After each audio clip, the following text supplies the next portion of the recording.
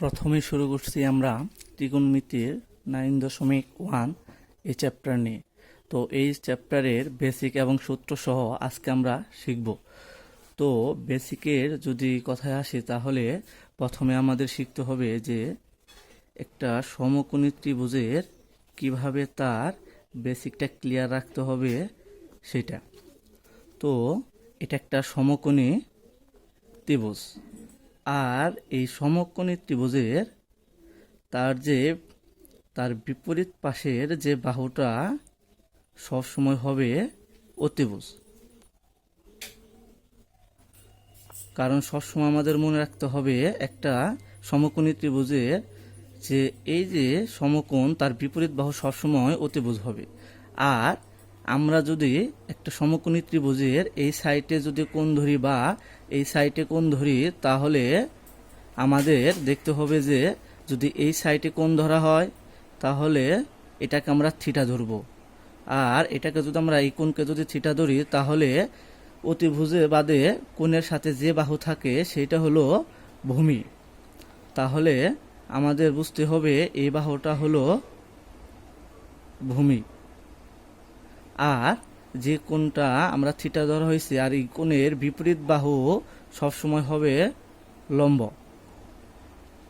আশা করি আপনারা এটুকু বুঝতে পারছেন। আচ্ছা, আমরা আরেকটা এরকম বেসিকটা ক্লিয়ার করার জন্য আরেকটা দেখি। তো এখানে যদি এটাকে যদি সমকোণী মানে একটা সমকোণী ত্রিভুজে যদি এটা কোণ ধরা হয় তাহলে অবশ্য আমাদের এখন বুঝতে পারছি যে এটা আমাদের অতিভুজ হয়ে যাবে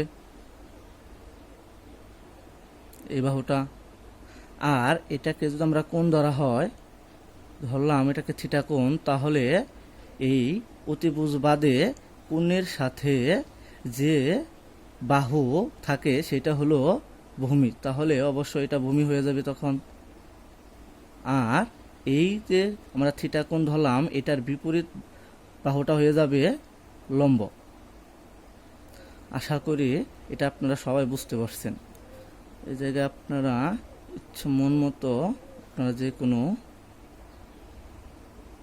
লেটারগুলো দিতে পারেন। আচ্ছা, এখন আমরা আরেকটা যদি এরকম সমকোণী ত্রিভুজ নিয়ে যদি এরকম উল্টোভাবে যদি করি তাহলে দেখি কেমনটা হয়। আচ্ছা, এখন আমরা এই জায়গা থেকে এখন আমাদেরকে একটা উল্টাভাবে একটা সমকোণী ত্রিভুজ আর্ট করা হয়েছে। তখন আপনারা সাথে সাথে একটু এরকমভাবে খাতাটা উল্টিয়ে নেবেন। উল্টিয়ে দেখবেন এই যে এটা হলো আমাদের একটা সমকোণ, আর সমকোণ মানে এক সমকোণ মানে হলো 90 ডিগ্রি। তাহলে এটা যদি সমকোণ হয় তাহলে তার বিপরীত বাহুটা কি হবে? আমরা এর আগে শিখেছি এর বিপরীত বাহুটা কি হবে? অতিভুজ।